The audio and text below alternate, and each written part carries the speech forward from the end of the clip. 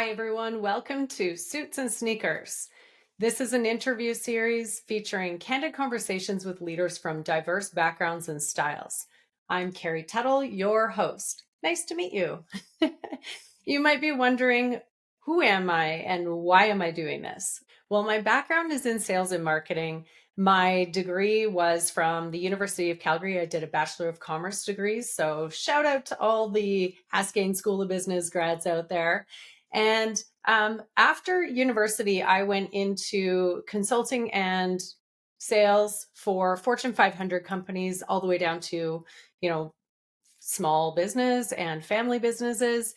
I worked with telecommunications giants across Canada and the United States, some of the DIY brands that you might be thinking of in the retail sector, heavy equipment, heavy industrial equipment, government, some of the fast food moguls and convenience store moguls out there, oil and gas, engineering, and the financial sector as well. So just to give you a bit of an idea of my background, that's kind of some of the industries I've worked in.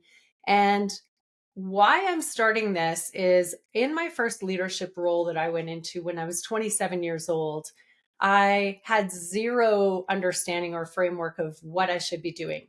Where should I focus my time? How should I show up and be with my staff to transition from being an individual contributor and getting the work done to motivating others to get the work done and do really cool and inspiring things? So that is part of why I wanted to start this. And if you look at what's going on in the world right now, we've got, I saw a study that TD Bank did showing that 900,000 people just in Canada alone are expected to transition towards retirement in the next 3 years.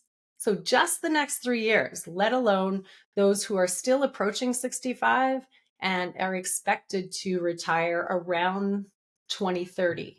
And so when I think about that opportunity that is created for people who want to move into those senior leadership roles and millennials right now who are graduating and looking at what they want to do with their careers, I think there's a huge gap when it comes to mentorship.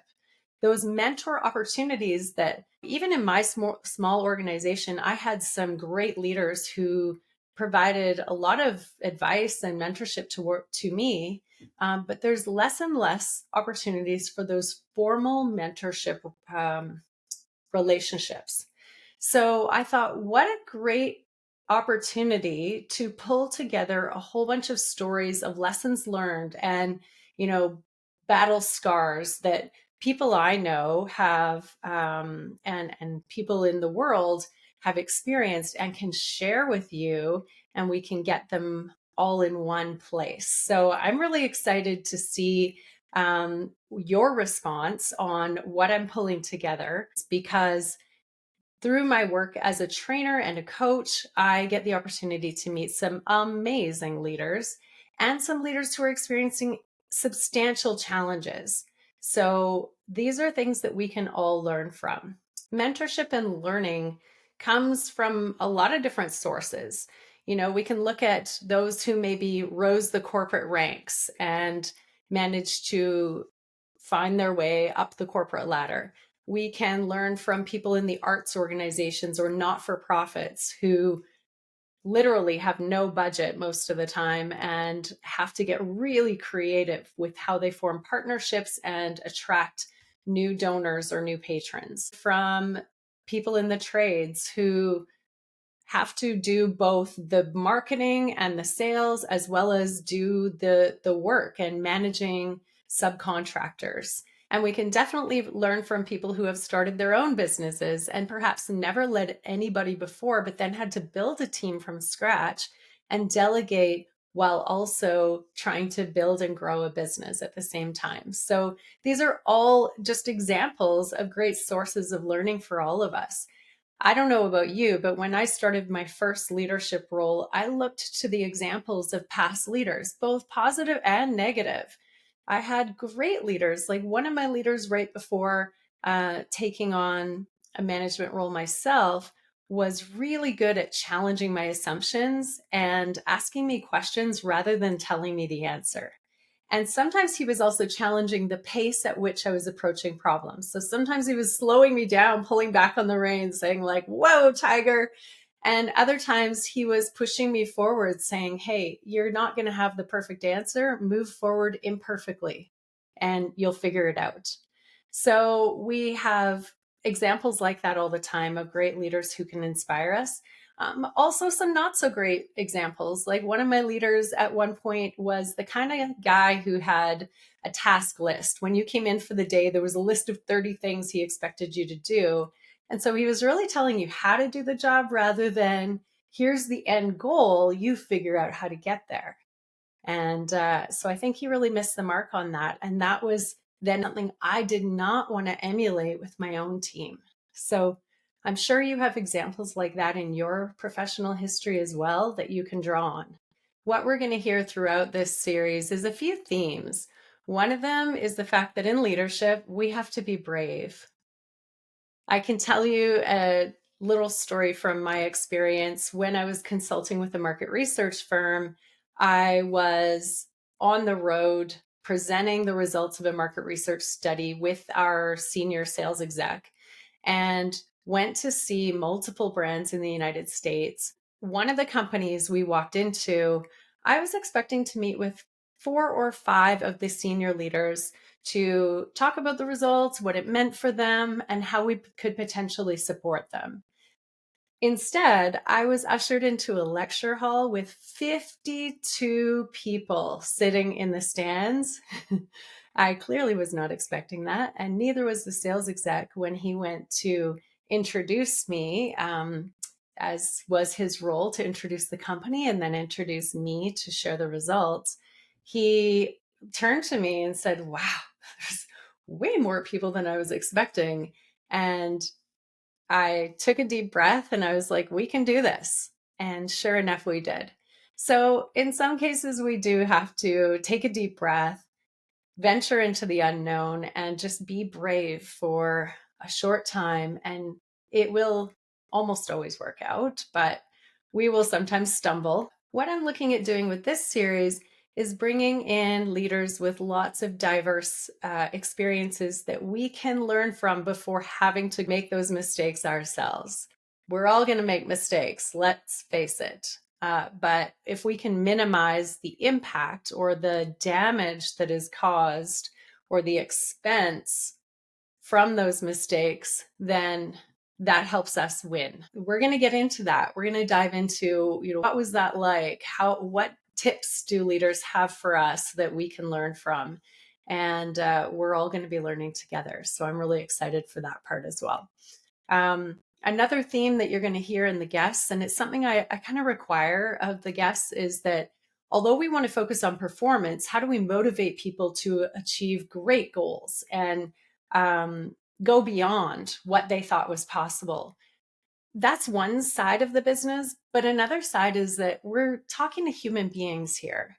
And I really want humanity to be part of it. We need to focus on what can we do as leaders to keep our empathetic side present. In 2017, I unfortunately lost my husband.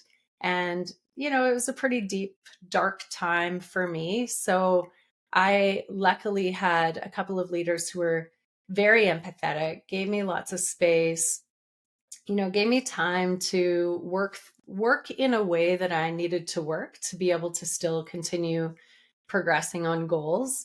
And I also had a couple of leaders who were not very empathetic. Whenever we see our staff going through something like this, we have the opportunity to decide what's more important in this moment. How do I want to be as a leader? And how do I want to support this person through this time or not? What I can share is that one of my staff at one point went through a pretty dark depression. And one of the strategies that we used to help during that time for them was to go for walking meetings. So getting the body moving can be very effective to shift our attitude and shift our energy. So that was a great way that we could talk about what was going on, potentially some private things. and also talk about business side and come up with some creative solutions. And it was really effective in giving a new look or a new lens on the problem rather than just sitting inside the office or in the boardroom. So, what I know to be true is that exercising compassion does not have to mean sacrificing results. I think we're going to hear a lot of tips and a lot of insights into some stories that the leaders who are appearing as guests are willing to share. Now, these days, I work as a corporate coach and trainer and meet some incredible leaders. The stories that people don't talk enough about are failures. You never read a case study about how a company failed over and over again until they finally succeeded. Once in a while, you hear a case study that's like an innovation story that's like that, like 3M's Post-it notes, for example. Started out as a story about a glue that actually didn't work. And so one of the engineers was using it in his Bible to mark the pages because it wouldn't rip the fine pages of the Bible. But those stories are few and far between. What I want to bring out is those kinds of stories. I want to hear about how something absolutely flopped and then what can be learned about that. Because I think we all learn from failure. And that's, I think, what people want to hear. They don't just want to hear the sunshiny highlight reel from Instagram. They want to hear, when did you fall on your face and what happened out of that? What did you learn? What did you do next? How did you recover? Those are the kinds of questions that I think most of you probably want to hear. And I can't wait to hear what other questions you have. So please do add them in this community because that's what we're forming here. We are forming a community. The guests I'm going to have on, you will see, are from backgrounds like telecommunications, senior executive roles, ownership roles, mid-manager roles. I've got people who from the IT industries, from leadership development, from not-for-profit, pretty much every background you can think of. And perhaps you have a story to tell. I would love to hear that. The last thing I'll share for now is where the name Suits and Sneakers came from. I wanted to make sure that we got a breadth of experience and backgrounds in our stories because I've learned from pretty much every leader I've ever met in my life. And I know that you will too. And I said it earlier, mentorship comes from many different sources. So it could be from a podcast, it could be from a TED Talk, it could be from a movie that you watched, but it has to be meaningful for you. And so for me, the idea of like some leaders wear suits, some leaders wear sneakers, and some wear everything in between. So that's really kind of where the name came from. So for now, I think that gives you a little bit of a flavor of what Suits and Sneakers is going to be all about. If you're still with me and still listening right now, I appreciate you. That means you definitely are committed to this community. If you hear something you like on one of the episodes, please share it with someone you care about. That is the best way that we can share our learnings. Don't hold it close. Make sure that other people also get the benefit of what you're hearing. And please do subscribe so that you can be notified of future episodes and comment on what works for you, what you have questions about, and who you would like to see as a future guest. Until then, see you next time on Suits and Sneakers.